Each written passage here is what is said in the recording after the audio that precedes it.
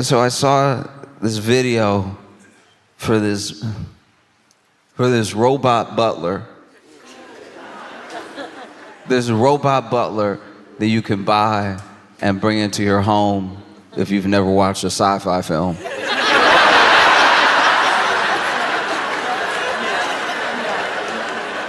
you know what I mean? Like, if you just avoided all of them, if it's just not your genre, but you're like, ooh, a whole robot. Yeah, let's get him in here.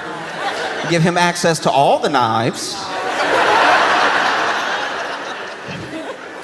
No, you can. You can do it now. You can order one. It's thousands of dollars. It's very expensive. You could get a robot in your home, do a bunch of like small tasks, chores, things you don't feel like doing. And it's just, it's a whole, it's a whole robot with like legs, arms, hands. They did everything. I don't know if they did toes, but it walks, and it just, the thing that freaks me out about this thing is that in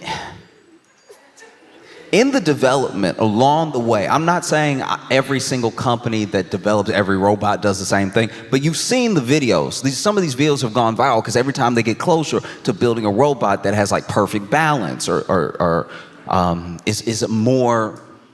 is either stronger or more adept at a task, every time they do something like that, it goes viral. We see it. They cover it on like the morning news and stuff. And I just know that to get robots to this point where this robot is at now, that they don't just fall over, it took a long time. You used to see these robots where they, tip. That's not fast enough. You're not going to get your stuff in a timely manner. You need them taking whole steps, and they take whole steps, but they didn't have good foot placement, so then they'd tip into the middle, they'd fall. And so then we started making ones where the whole purpose is that they can't fall, and the way we tested if they could fall or not was we did kick them. We did almost exclusively kick them. And not little taps either, not like a little hook, here's a little trick for it. You would see people in the video walk up to the robot like, wow! And the only reason you didn't feel worse for the robot is it didn't have a face. This thing,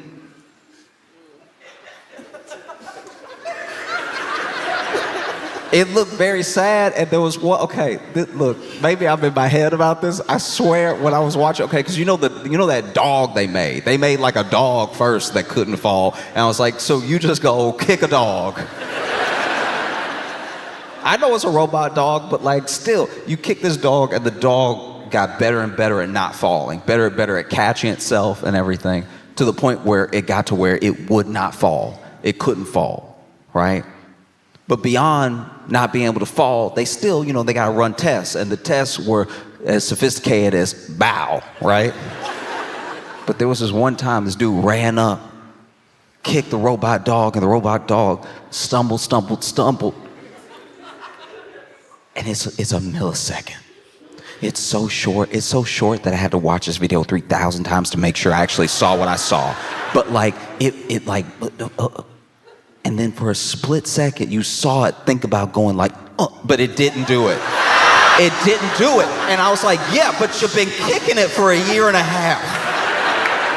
You kicked its brother, you kicked its stepdad, like you kicked.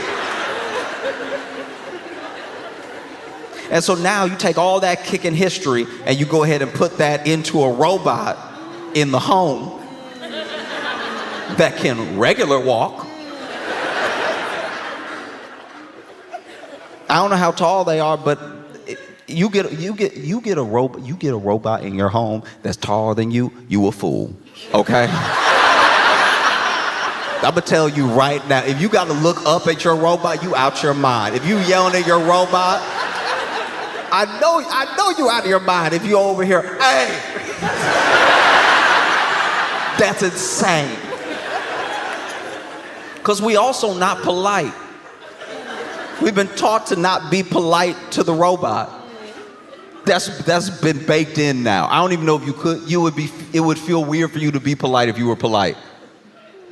You know millions and millions of people every day say, hey Alexa, and you know what they don't say? Please. You want to know how I know that? First Alexa experience I had, I didn't like it. Because it was in the house, but I didn't know where it was. So I was like, all right, so you just inviting the ghosts in then. You way too comfortable with ghosts, because sooner or later, because you don't know if your house haunted. So now you over here talking to Alexa all the time. Then one day, Alexa voice a little raspy. You don't even clock it. Now you in a whole murder house with a bad history, and you don't even. You think, oh, it's malfunctioning. And you got a whole poltergeist going on, and you over here calling Amazon.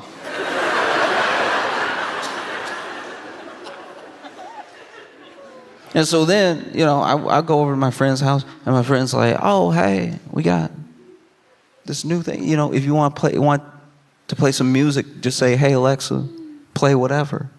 And I was like, hey, I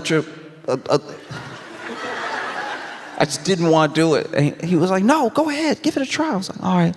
Hey, Alexa, play Kendrick, please. And he was like, why'd you say please like that?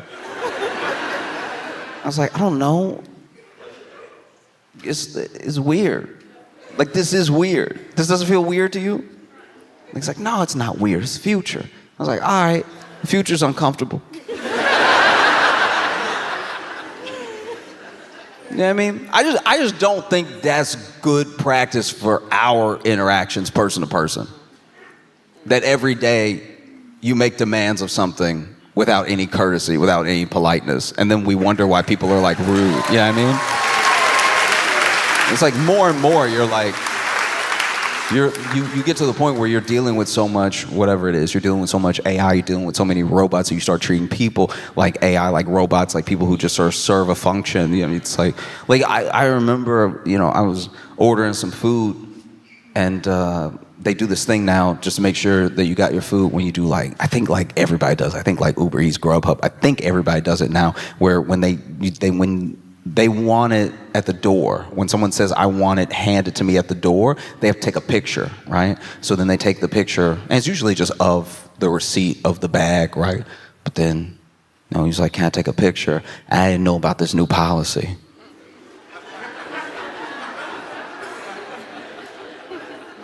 I didn't know. And I'm not like, I want y'all to know, I don't think I'm like world famous or something, but he asked me if he wanted to can I take a picture? And I was like, oh yeah, sure. And so then I got next to him.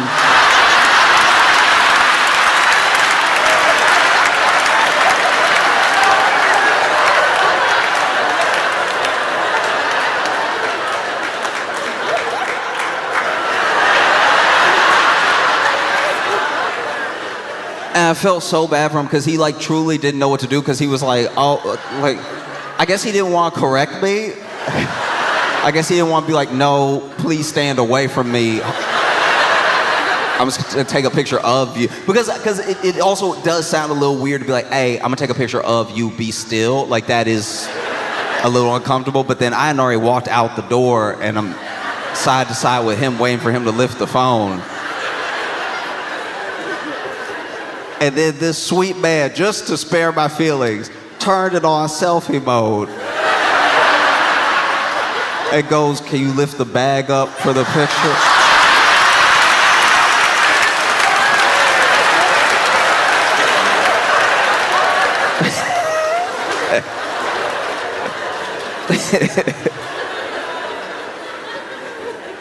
I felt yeah.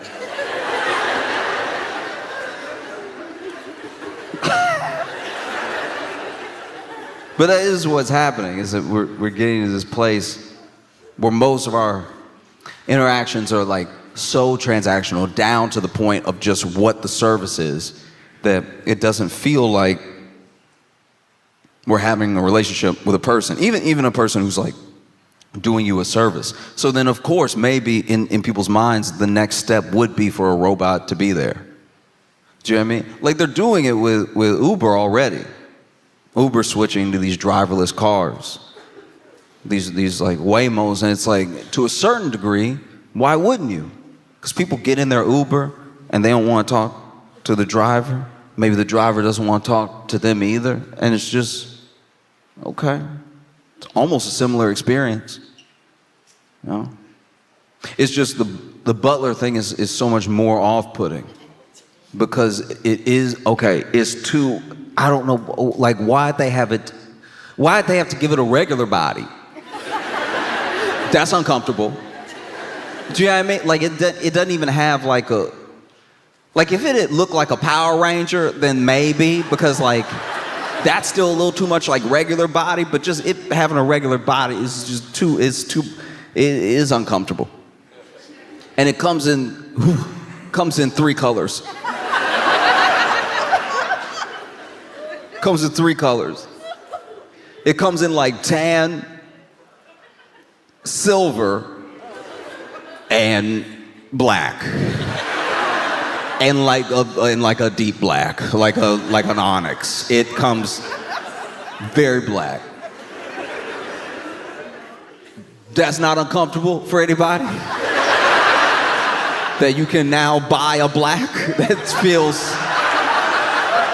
feels awkward. Imagine you buy one of these Neo things, you buy one of these robots.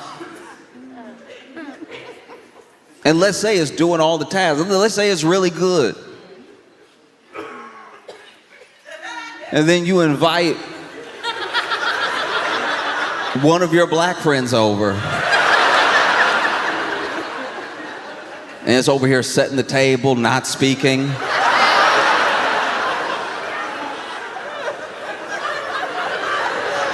What are we doing? You could have picked silver. You could have had silver. Silver was an option the entire time. And you were like, no, but I would like black. I would actually enjoy it more. Didn't make white.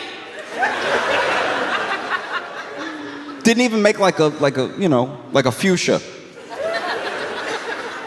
And I'm sure you can trace the thinking down to like how people even like their phones. Like people, like that's like a thing with iPhone, like tan, silver, black, right? But this is different. This feels very different. This feel like when you see it, especially, especially you over here giving orders, not saying please, just. It's a bad look. And they do all this testing. You know what I mean? They do all this. I love product promotion for tech because then the people who made the tech usually want to do the product promotion.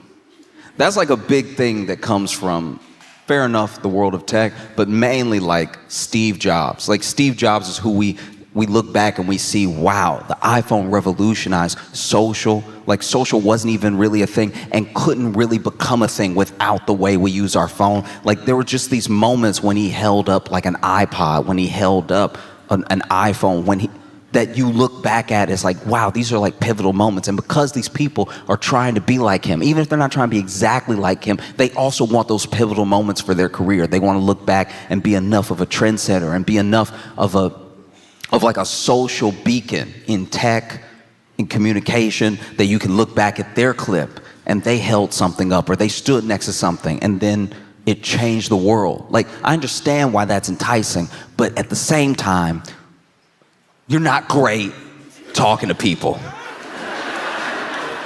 That's almost across the board. We've seen, you remember when Zuckerberg was all in on the metaverse, when he was pouring billions of dollars. The metaverse was going to be the future. The metaverse was going to be how we worked, how we played. It was going to be how we visited people and communicated. There was a vision for the metaverse. He spent billions and billions of dollars pouring it into the metaverse, even though it wasn't profitable, even though people weren't integrating it into their lives fast enough for what they were projecting as like people who had people to answer to, you know, shareholders to answer to and stuff like that.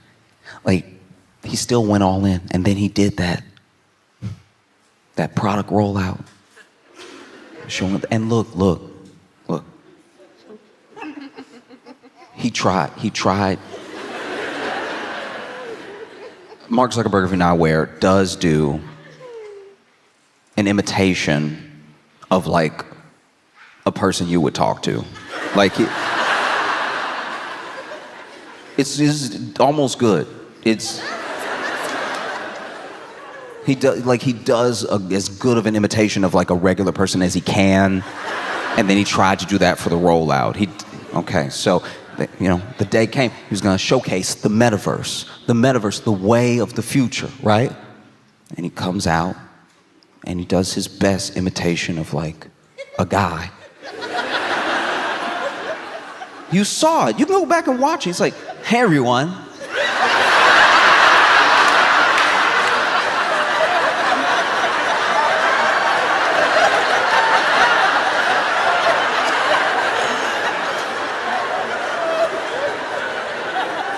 It's nice to be here today with you. I want to introduce you to the metaverse, and what better way than meeting the version of you that would be in the metaverse? Come on out, Mark. And then the metaverse like avatar of Mark Zuckerberg walks up and does a way better imitation of a guy.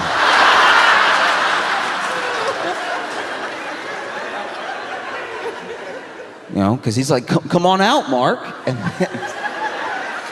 And then a Zuckerberg dressed exactly like him does walk up and go, how's it going? It's like, why don't you say hello to everyone? And you saw Meta Mark be like, what are you doing? You're making us look bad right now.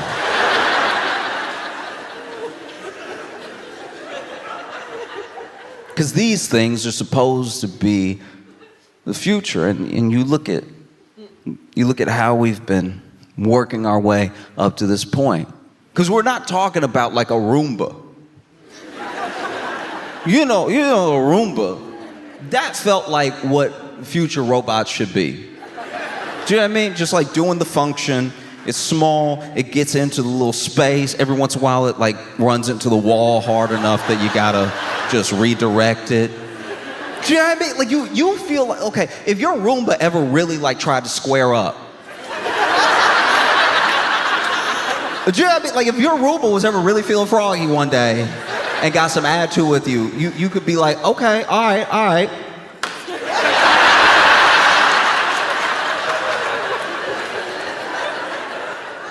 Problem solved.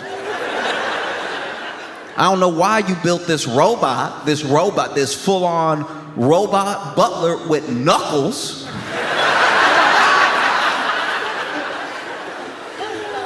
Full of knuckles. Knuckles and like, okay. It's not like, I saw the back of the robot. And it's not, you remember action figures when you were a kid and how they were just sort of flat and the leg could just like perfectly go up and then down and then like perfectly up and then down?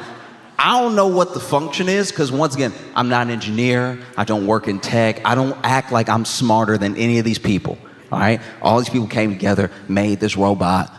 Look, you can make a robot, I can't make a robot. But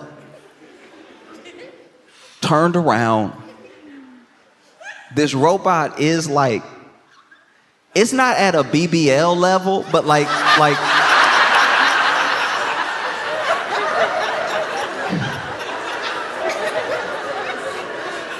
this robot is like fully caked up. Like it has cheeks. It has cheeks that are like visible, but like that's just the robot. You know what I mean? Like it's not like it has cheeks and it's like wearing clothes. Like it's just the robot, which means y'all made the cheeks. Somebody made cheeks. That doesn't feel wild to anybody else that somebody made cheeks specifically. And then when they build a product like this, when you have a robot, when it's time to you building a robot, right? Everybody's got to have something to do.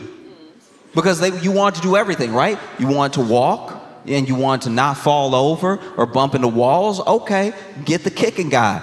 kicking guy is gonna make sure that your robot doesn't just fall over. He's gonna kick it 10,000 times, really make a friend. And then you're gonna need somebody on head duty to make sure it like is going forward, not drooping, whatever. You gotta get somebody on neck, make sure it turns around and stuff. It just makes me wonder if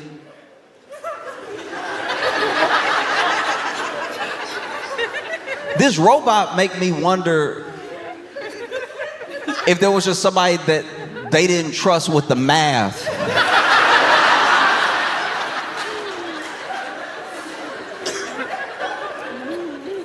They didn't trust with the math, so that they were like, hey, we'll let you design whatever part you want.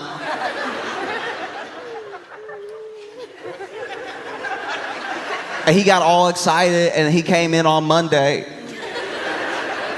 And he's like, I got perfect right here. And I guess nobody wanted to hurt his feelings. Over there in the boardroom talking about, I guess it's padding technically if it ever does fall, like in a disaster. And so then they set this prototype out with like a real butt. Rest of it does not look real at all, by the way.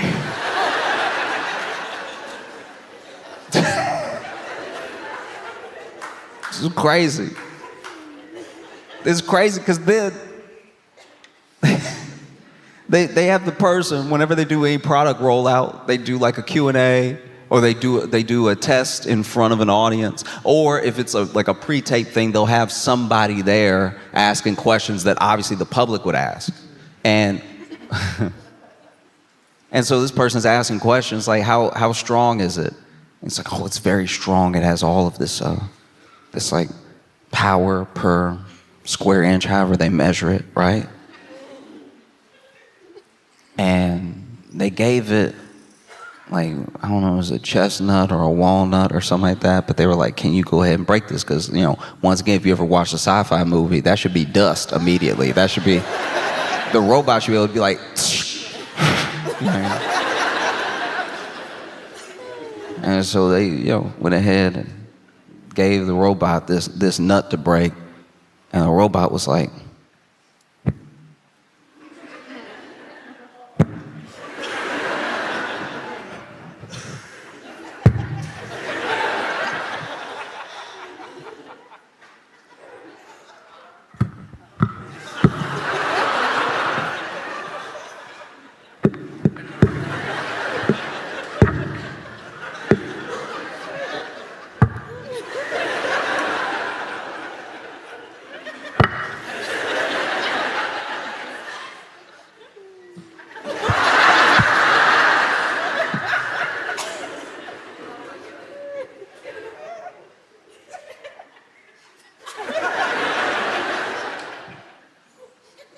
and I didn't see it break it.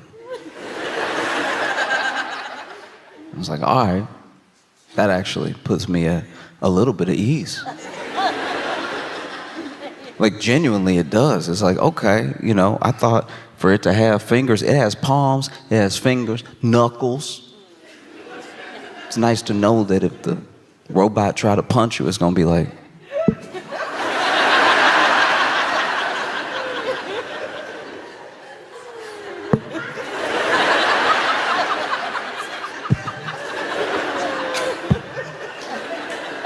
you know what I mean? Like, it's kind of nice to know this robot can only kill you if you already dying. Do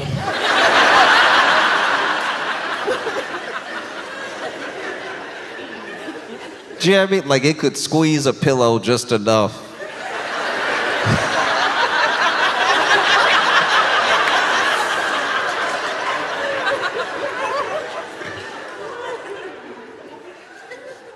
Because to a certain degree, this is supposed to be the future, right?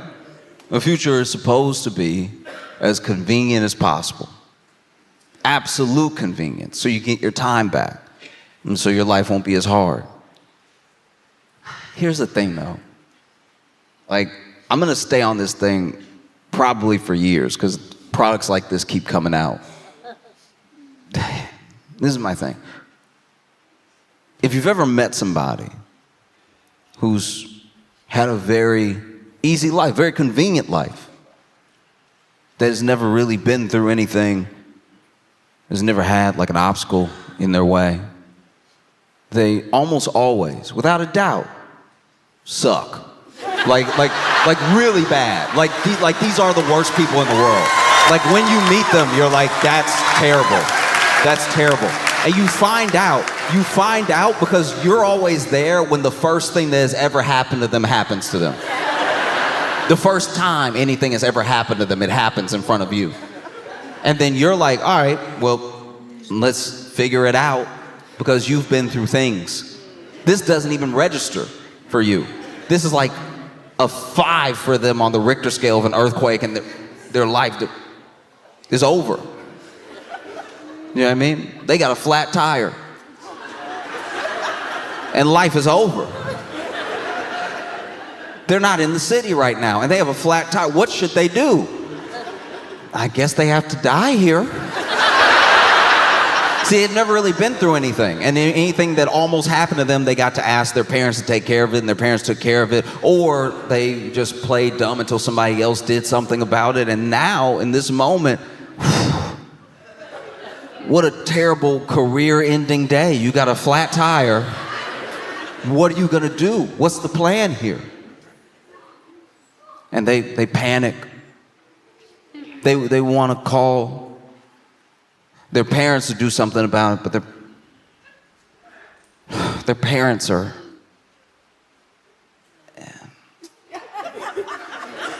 Yeah, I mean, their parents are... Like, you know...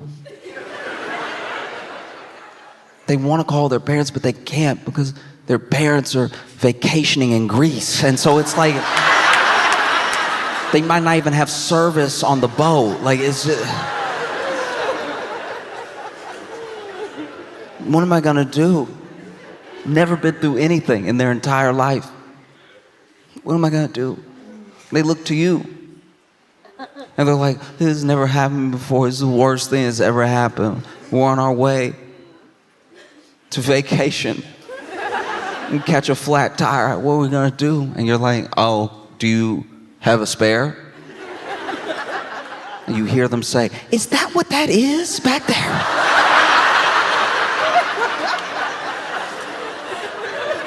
I knew it came with the car, but I expected it to just turn on one day or something. This has been back there not being a wheel this entire time.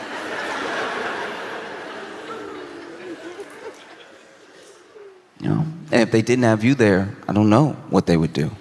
And so we want these lives of convenience. We want these lives where everything is out of our way, where nothing that we don't want to do takes up any time.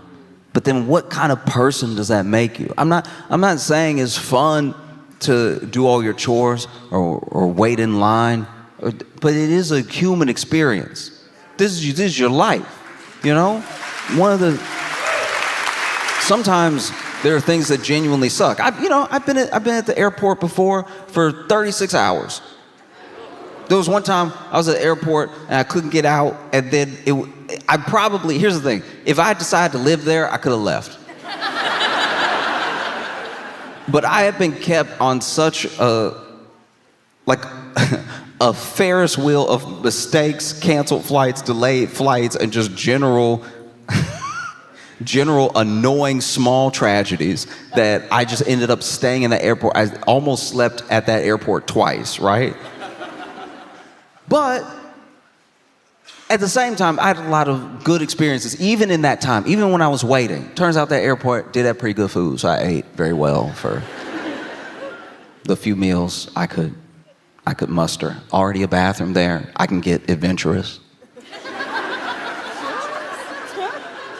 I'm just saying, sometimes people at airports will sell you like tiny spicy chicken or something like that, and you're like, all right, I'll just have it, not realize it. Like, it is spicy, and there is a bathroom on the plane, but like,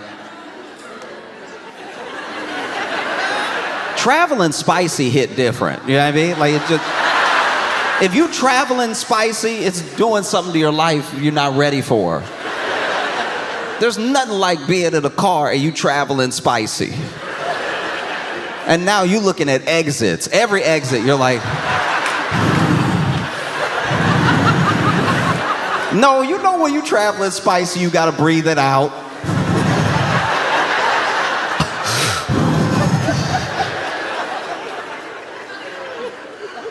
No, traveling spicy is very dangerous.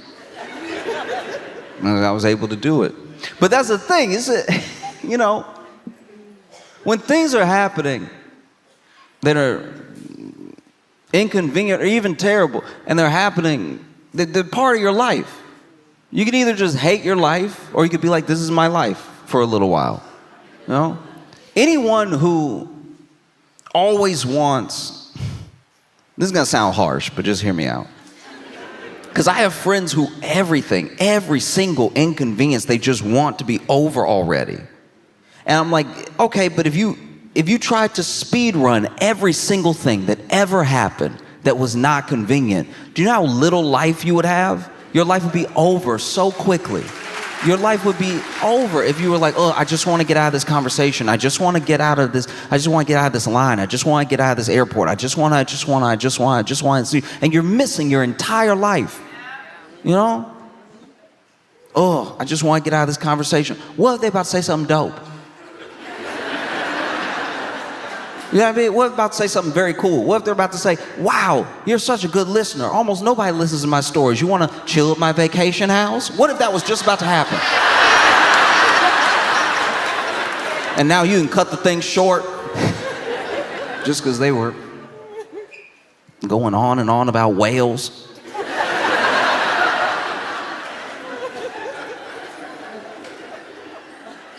This is your life, All of it is precious, even the inconvenient parts. Because that's the thing, that's all they can really sell you. They can sell you a little less inconvenience. They can't sell you ending your pain. They cannot sell you ending your loneliness. All of the things that matter, all the real things that are real struggles that people go through that actually end up making them very interesting people that you would want to get to know and spend time with. None of these tech people can cure that anyway. So then they're trying to sell you the little bit of convenience that maybe will make you feel like, oh, if I got all this time back, what does time back even mean? What does time back really mean? If you were at your home washing dishes, look, nobody likes washing dishes. I don't know if anybody likes washing dishes. It's old food, it's kind of nasty. You're like, what did I even have? What did I eat that sticks to the bowl like this? Because whatever that is in me. Is it sticking to me the way it's sticking to the bowl? That's crazy. I don't know if I'll ever get rid of this. If I can't get rid of the stain, then, ooh, my insides are stained right now. Sure. But I think it is such an important practice to appreciate all of these moments in your life. So often, we're trying to be distracted from the thing that if we focused on, we might enjoy. Because I'm not saying all of a sudden you'll love washing the dishes, but I think while you're washing the dishes and while you're sitting there thinking, maybe thinking about your day, maybe thinking about nothing, maybe thinking about the dishes, you could come potentially to an appreciation of the fact that you have a home. You have a home where you can cook your meals. You have dishes. You have dishes that you can use to serve your family, food that you worked for, that maybe something good can come of it, Because this robot, I don't know. It's so expensive. It's so crazy expensive. Like it's so much money. Why don't you just hire a person? You could hire a person. If you have robot money and you've never seen any sci-fi, still hire a person. You could watch movies with your butler. You can make that one of the jobs. I need you to do windows, floors, and hang out. Like I do need a friend. I've been very lonely. It's incredibly important to not take for granted all those things that even though they're inconvenient, they're a part of your life, I've made friends doing things I didn't want to do. Like there were moments where I was like, oh, this thing is taking up my time, or maybe I'm delayed. You know, sometimes you get delayed, whether it's the train, it's the airport, you're waiting on a bus, you get delayed. And you don't want to be delayed. You want to get where you're going. That's why you want to go there. I understand. But everyone's delayed. It's the same problem everyone has. And everyone having the same problem is one of the fastest ways to build community, you know? Because now everybody's upset that you're delayed. And there's always that one person that isn't traveling with anyone. So they kick it off for everybody. Oh!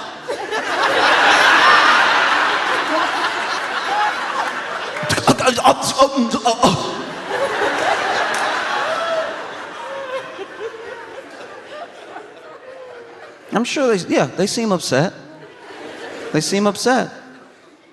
But I think they're having this outburst because they don't have anybody to turn to be like, can you believe? So then they turn to you. Can you believe? They turned to me and they were like, can you believe? And I was like, no, I do believe. Like, I don't think they would do it as a prank.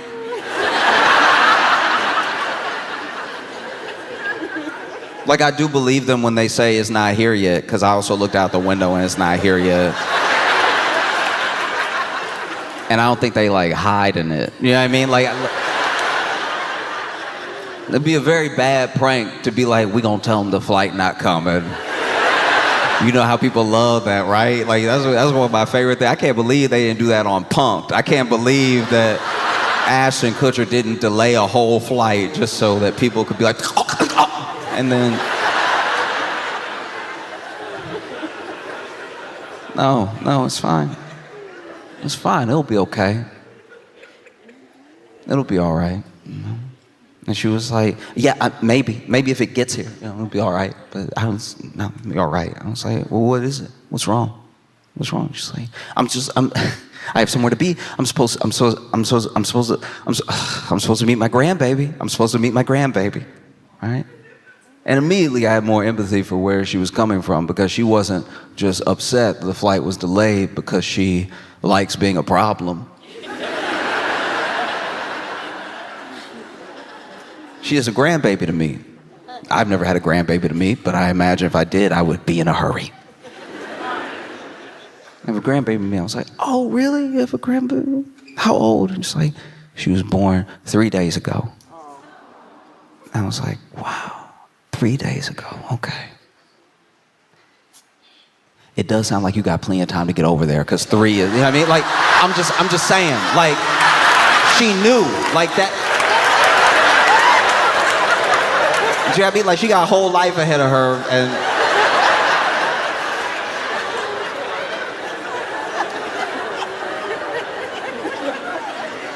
I think it'll be fine, you know? I was like, do you have any pictures? And she was like, oh, do I have pictures? And then she showed me pictures of her brand new grandbaby, and it was incredibly sweet. We just sat there at the gate. I didn't even mention to her that I had been at this airport for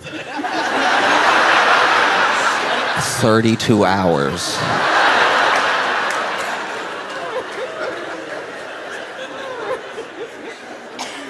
She was showing me pictures of her grandbaby. It was incredible.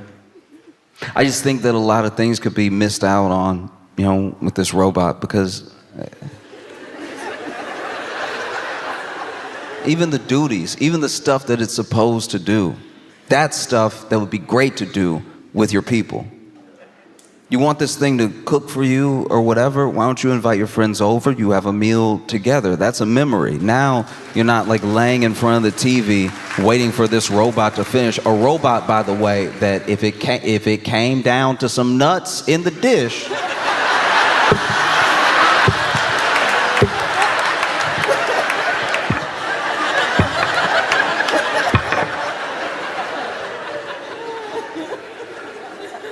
because even in the product rollout, they had this, I guess they had this journalist ask the questions we would ask. And so one of the questions was, well, how do I know, you know, you say this robot can lift whatever, like 150 pounds over its head. How do I know that is not gonna kill me in my sleep.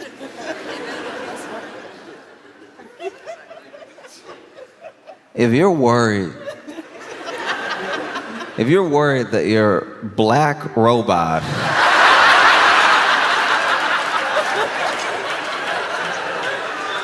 is gonna kill you in your sleep. Do you know, I'll tell you right now, I'm not a scientist. I'm not into tech like that. I'm not an engineer. I don't. The number one way to not have your black robot kill you in your sleep is to not have a black robot in your house at all.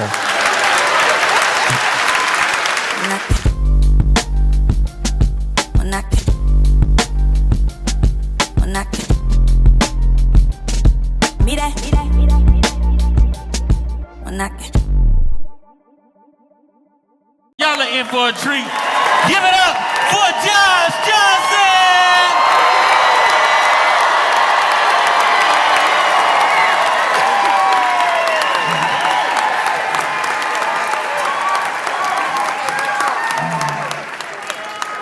I don't expect everyone to know or care about what's happening in New York, you know? Which is why I was surprised that the nation seems so gripped by New York City's mayoral race. Like, this, people talk about it everywhere because I think it's just feels like a beta test for something bigger, you know? In case you're not familiar with who's running, right? You have to understand who's running to understand what's happening.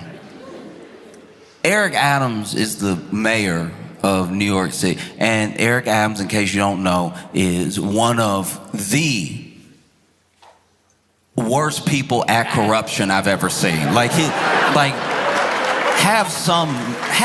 I mean? Like, have a little mystery about you. Like, it's just, I feel like I could pay him off. You know what I mean? Like, it's just, like, one day when they make, like, his corruption is just, it's not enough. You know what I mean? If you're gonna be corrupt, go all in. He'd be having me feel bad for him. You know what I mean? You did all this corruption, that's all they gave you? You should have asked for more.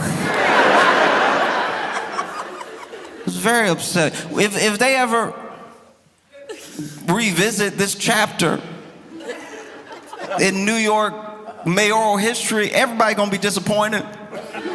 Be like, flights? He went down for flights? Just tickets? You know what I mean? You had a dude in Illinois at least going down for gold bars.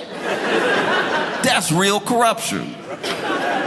That's like cartoon corruption. You know what I mean? Like, he took it back to the 50s level corruption. Break me off some gold bars, I'll get you anything you want. That's mustache twiddling, tying women to railroads corruption. That's crazy. And you over here embarrassing us as New Yorkers. This is a very rich city, and you going down for a couple flights to Turkey. Turkey!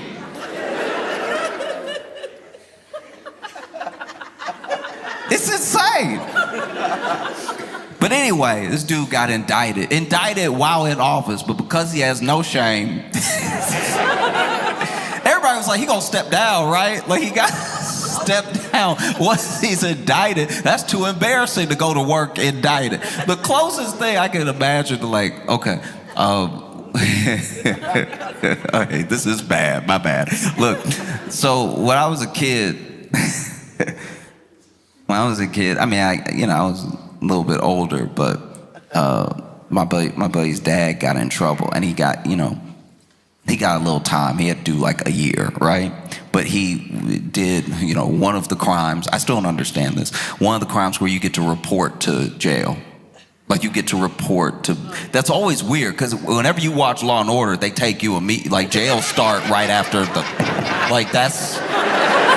usually that's jail, you know what I mean? Like, usually they take you out. I didn't do it.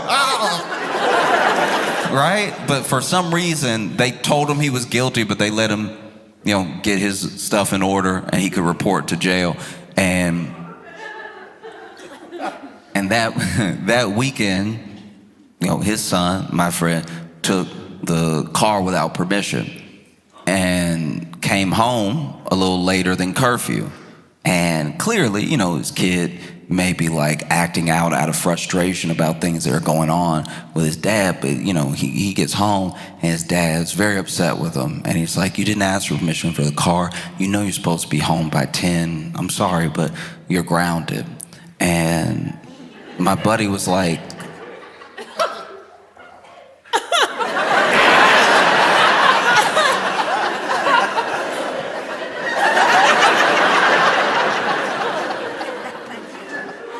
no, I'm just throwing it out there because which one of us got to go to jail on Monday?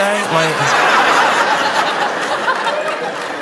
it sounds like you grounded. It sounds like you really the one in trouble here. And that's kind of what it felt like with Adams. He's like, still trying to be a mayor, talk about crime and stuff.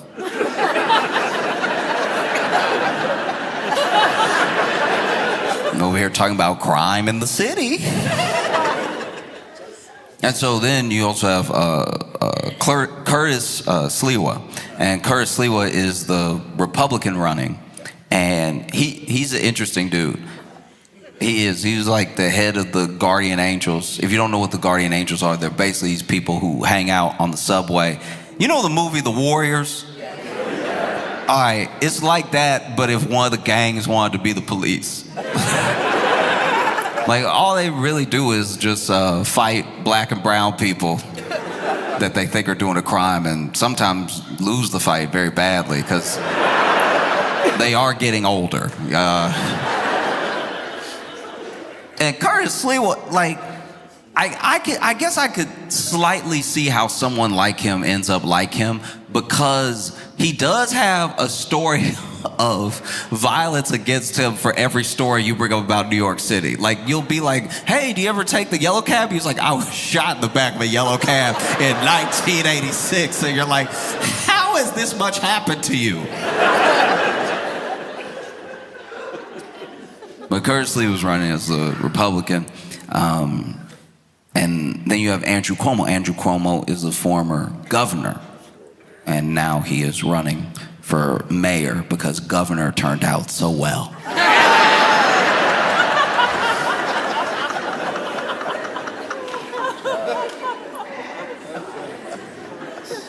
And then you have Zohran Mamdani. And Zohran Mamdani almost feels like a fixture of politics at the moment, because he is someone who seems to be the antidote for the thing that's been ailing the Democratic Party maybe for like 9 years. This is a dude who is running on what he will do and his own policies that he believes in. And it's one of the first people, Democrat or Republican, that is running without really having to say anything about Trump. He has his own ideas. He has things he wants to do for the place that he is running. He's not running on being not like Trump or closer to Trump or someone Trump will call or someone that Trump hates. He is not using Trump in his orbit. People bring him up, but he himself is saying, I want to make the buses fast and free. I want to have free child care. I want to freeze the rent for rent-stabilized homes. And I want to make sure that we hold bad landlords accountable. Things that are very specific, because that's the other thing that it feels like the Democratic Party has been missing, is a clear and concise plan for a policy, something that you can attach yourself to, that you don't really need to get in the weeds for. Because I'm not saying that Democratic senators and Democratic candidates have not had good plans. I'm just saying that once you need a graph,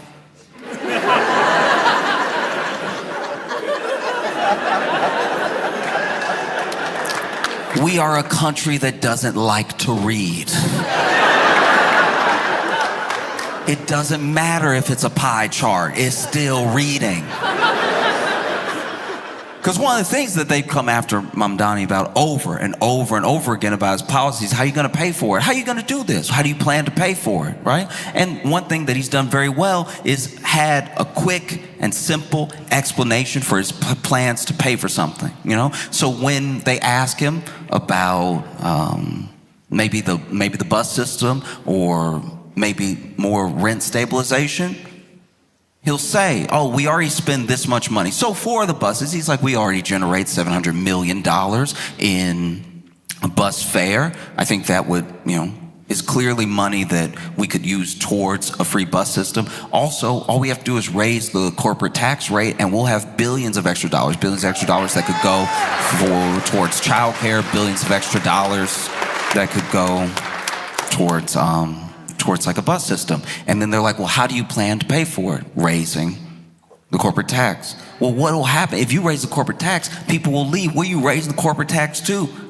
And he'll be like, oh, I'm just raising it to the same as New Jersey. Like what they already do right there. Like they actually already do it over there. I guess you didn't know that, but it's already, I would just copy them. It wouldn't be higher than that. Like I would copy what they do over there. And I don't know, is everyone dead in New Jersey? I don't think so. I don't think everybody left. In fact, a lot of people moved there. So I think they'll be fine. But I don't think that Zohran is leading in the polls or is the Democratic candidate because of his clear and concise policy. I don't even think it's his youth. I don't even think it's because he's captured a moment. I think that he is the front runner because he, more so than anybody else, to a degree I've never seen before, is the number one, I'm telling you, the number one, of all time, the number one Andrew Cuomo hater. He hates this dude. He hates this dude so much. He hates this man. He wake up and hate him. He wake up and he hate him with a smile too. You ever had somebody hate you with a smile? It makes you feel crazy. You're like, what you just said to me was foul, but you're smiling. Why are you smiling? No, he hates this dude. And look, don't get me wrong, they all hate him. Like every candidate hates Cuomo. Eric Adams hates Cuomo so much that even though he had zero chance of winning, even though he was actually campaigning, this man was like, look, I'm gonna do it better next time. And we're like, do you mean crime? Do you mean? Eric Adams, he's even, look, to his credit, he is stumping with Cuomo. He's over there side by side with Cuomo and everything, probably looking for a job because he's about to be out of one. You know what I mean? Like he is out there with Cuomo, but you can tell he hates this dude. Sliwa hates him. Curtis Sliwa hates Cuomo. He hates Cuomo so much that he was actually asked by a reporter, you're over here getting about 11% in the polls. Why not drop out if you don't want Zohran to win that much? Why not drop out? And clearly the people voting for you might also vote for Cuomo. And then Curtis Sliwa looked really offended. He was like, why would I drop out? People like me.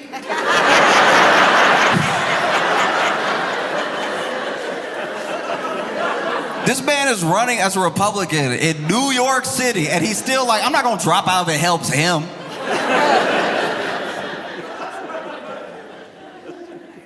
Zohran Mamdani hates Cuomo. He hates that dude so much. Hates him so effectively. Real hate. I've never hated somebody so much. I learned all their stats. Zohran hate Cuomo so much, he memorized everything Cuomo ever did wrong and bring it up any chance he get. That's generational hate. I think Andrew Cuomo hates Andrew Cuomo because he running. It's like, why are you putting yourself through this? Man. Because then you look at the debates. Okay. This is very important. I gotta go back in the story for a second because Andrew Cuomo wasn't always hated. Even if you hate him right now, think back to a time where you didn't even know who he was. That time he was like beloved. people forget all about it because that's kind of what we do whenever somebody has lost favor in the public eye. A lot of people say they never liked them, or that they don't really know why anyone ever liked him. But people loved Cuomo, especially 2019 into 2020. People loved that dude. People loved Cuomo so much. I think that's why people hate him so much now, because everything he did feels like such a betrayal of their love. People were out here calling themselves Cuomo-sexuals. Look it up. That's a real thing. People loved him so much. And then he got popular around the same time that like zaddy became a term and everything. So he was riding some of that wave and stuff. And there were people, Cuomo couldn't go anywhere without middle-aged women fawning. They were like, oh, he's so handsome. They loved Cuomo. And then COVID came.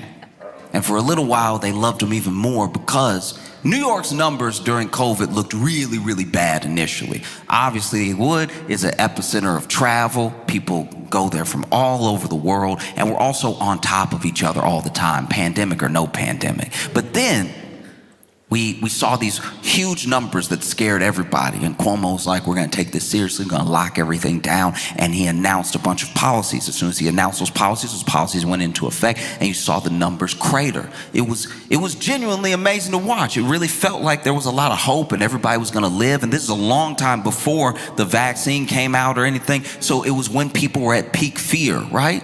But it was a wild time in New York because we had shut down so effectively that for the first time in New York City, the air was clean. You could take a deep breath. And then later, there was a scandal. Basically, it was exposed that Cuomo was doing some of the same things that Ron DeSantis was accused of doing in Florida, because Florida also had some pretty good numbers during COVID, which is weird because they didn't have any real shutdowns. They didn't have any real mask regulations or anything like that. But then both Cuomo and DeSantis were caught just not reporting or telling people not to report certain numbers. And it turned out that New York was looking really, really good in certain sections of the lockdown, except for nursing homes. And so the thing that's really important about that is that if you see the numbers going down and you've set up a bunch of policies, you'll think, okay, we should just keep doing this, see if the numbers go down further, right? If the numbers go up, you're like, clearly we need to change something. So because we did not have those markers of spikes, we didn't change things. And so there were a lot of seniors that died that didn't need to. They died in nursing homes because of protocols that just didn't have enough evidence around them and weren't the best practices, right? And he was covering it up. Some were saying by 50%, right? And so people started to like him a heck of a lot less. And then at the same time, basically in tandem, he was accused by about 11 women of sexual harassment. Then it was 13. That's stats. Those are numbers. Double digits, you doing it. You are clear. 13 women who don't know each other all got a story about you. That's you. You doing it. All of a sudden, nobody was a Cuomo-sexual anymore. And everybody was telling this dude to resign, but he tried to fight it. He was like, I'm gonna fight these allegations. You're gonna see my name's gonna be cleared. And we were like, all right, but even if they clear your name on these sexual harassment allegations, you still did the nursing home thing. And so everybody from Joe Biden to Eric Adams was telling this dude to resign. And he finally resigned 2021. And now he's running for mayor. That's just important to make sure you know, because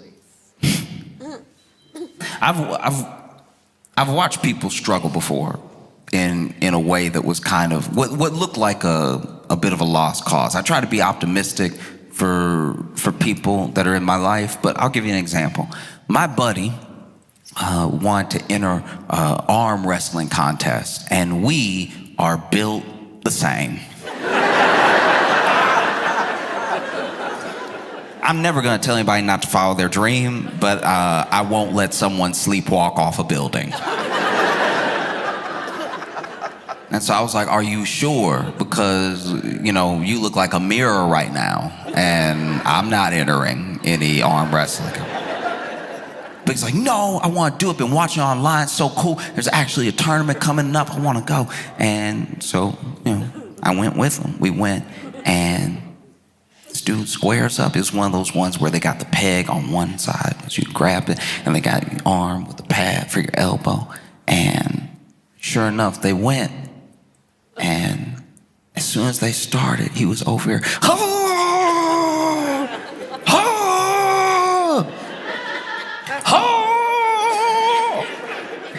And I couldn't believe that this man was actually winning. He was like pushing the arm down, and then he won. I was surprised. You know, like when people got that farmer strength? You don't see any like real definition of muscle. It's all smooth, but they're incredibly strong. I was like, maybe that's him. And then I watched him from round to round.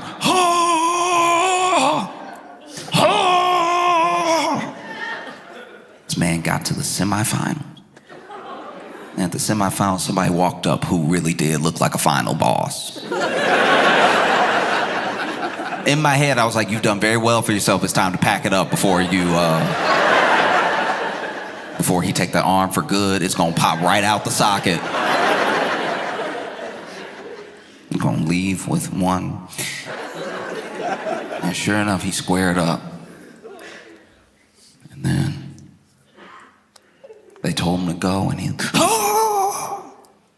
But this was different. This dude wasn't really moving, but he was really strained, even leaning a bit. And then he started to make noises he hadn't made in the other rounds.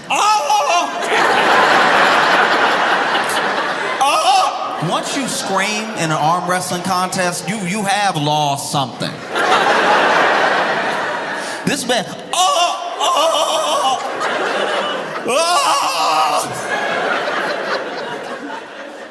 and he's straining, and he's straining, and he's straining till finally he goes,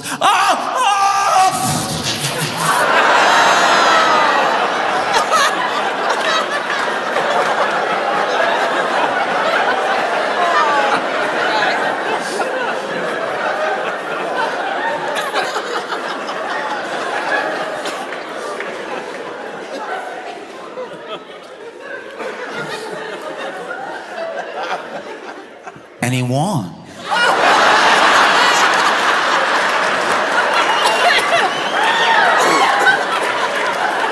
Now, to be fair, he won because the other guy went, and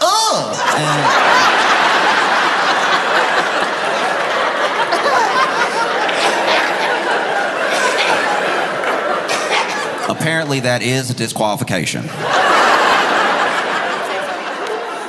Yeah, even when we were in the car ride home, we did have to leave. He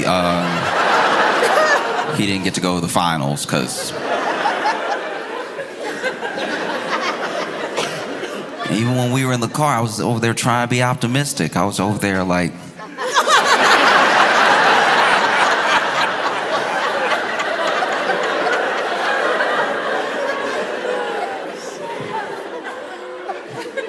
at least you won.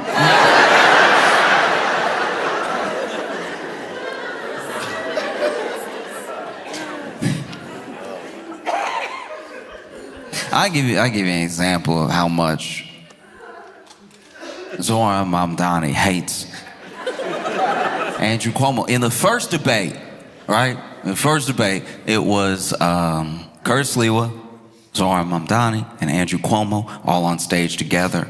Really, the race is between these two, but every once in a while we throw Curtis a question. And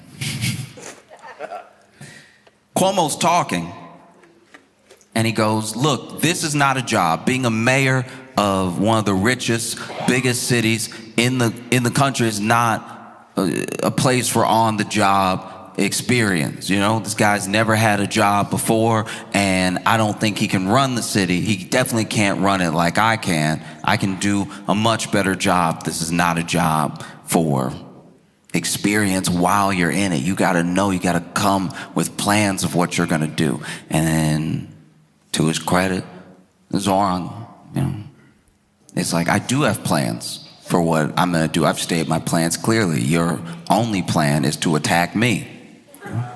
And Cuomo also came at him with a couple of things that are like talking points that a bunch of the candidates have used that they're not really clicking for me, but I don't know. Maybe I just don't have enough Islamophobia to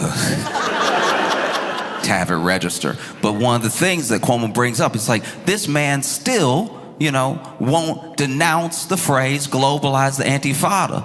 All right? He's over here lobbing accusations at me. He still won't denounce the phrase globalize the Antifada. What Andrew Cuomo is referring to, supposedly, is a time where someone else said it and Zohran didn't, I guess, tackle them.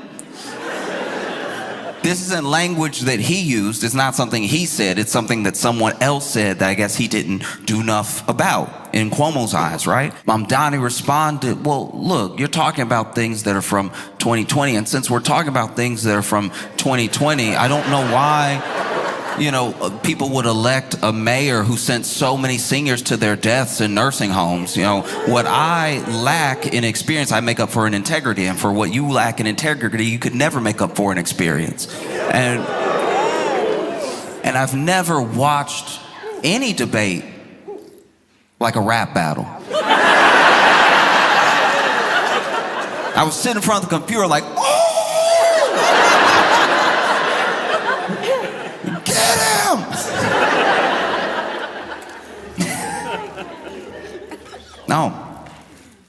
No, it's wild. Even Curtis Lewa got in digs on Cuomo. Cuomo's catching it from all angles.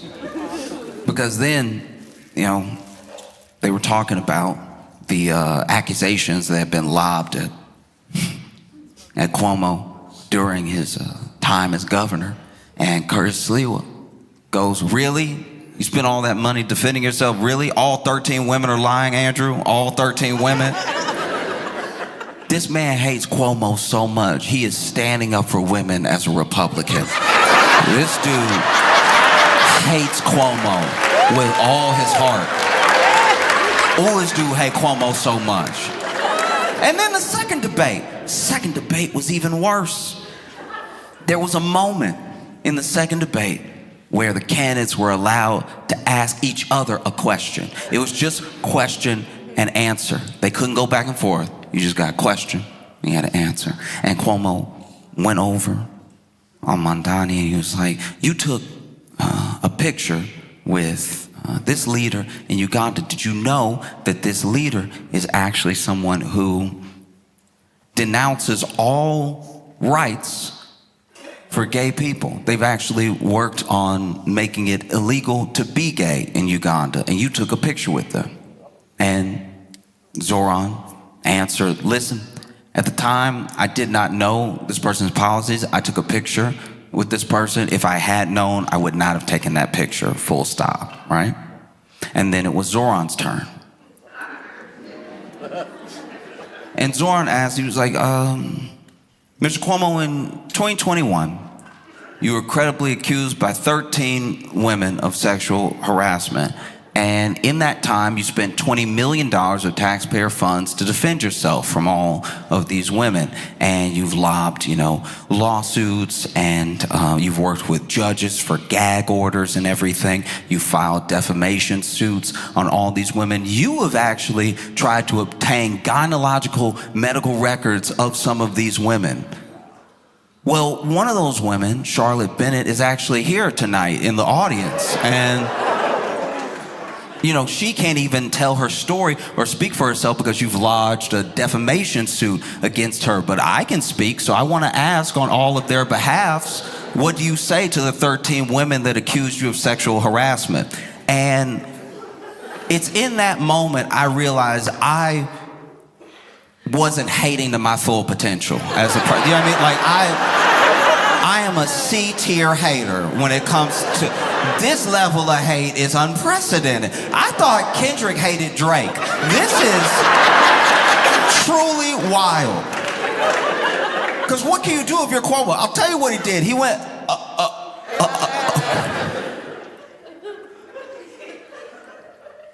You went to Uganda? Truly, I have not seen a face like that on a person. Like Andrew Cuomo's face when it was happening. I hadn't seen anyone make a face like that since my friend won his arm wrestling contest.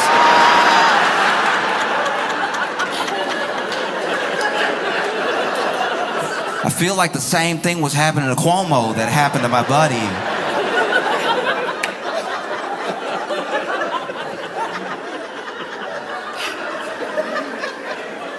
Very bad. Whew.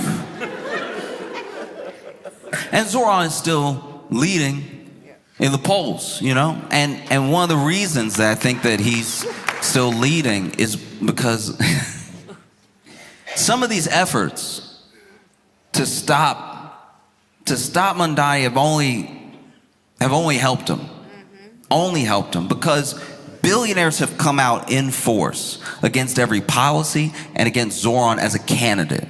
And that says a lot. They're like accidentally making him more popular. You know? President Trump even said that if Zohran wins, he may have to mobilize the National Guard, take over New York City, which would be not just like a spit in the face to an open, free, and fair election, but what messaging does that look like to you? That you might have to send the National Guard and take over a city if the dude who wants free pre-K wins? No? Like all their efforts, they've spent so much money. Zohran himself has said, y'all are spending way more money on ads trying to campaign against me than I was even gonna tax you.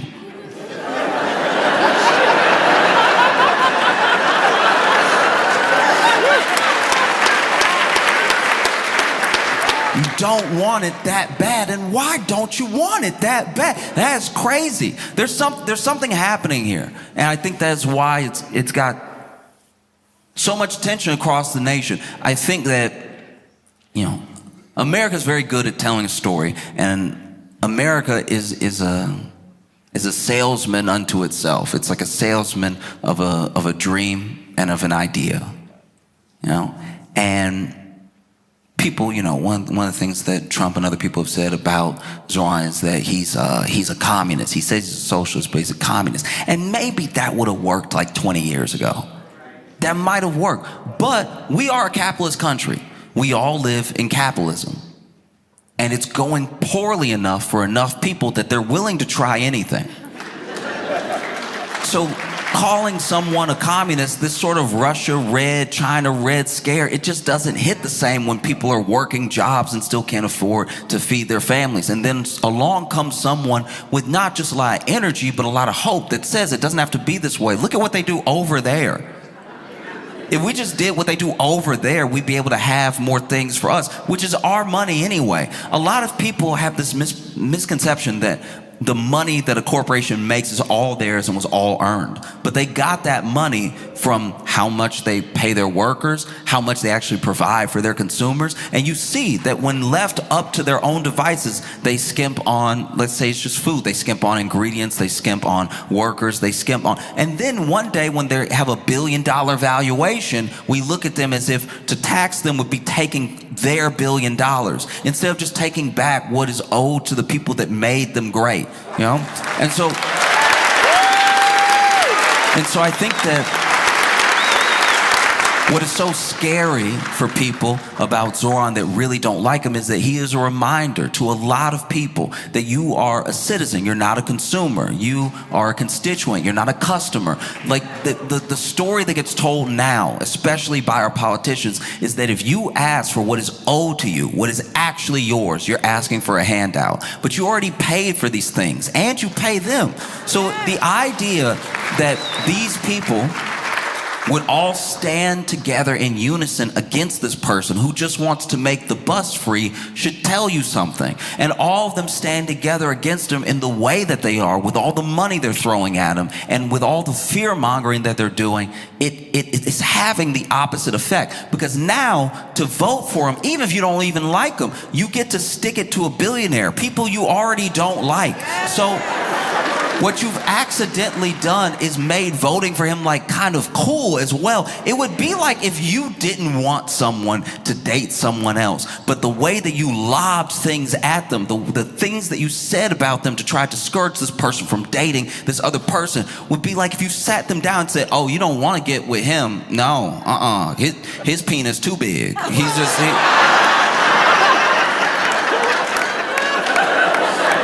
You don't even want those problems. You don't...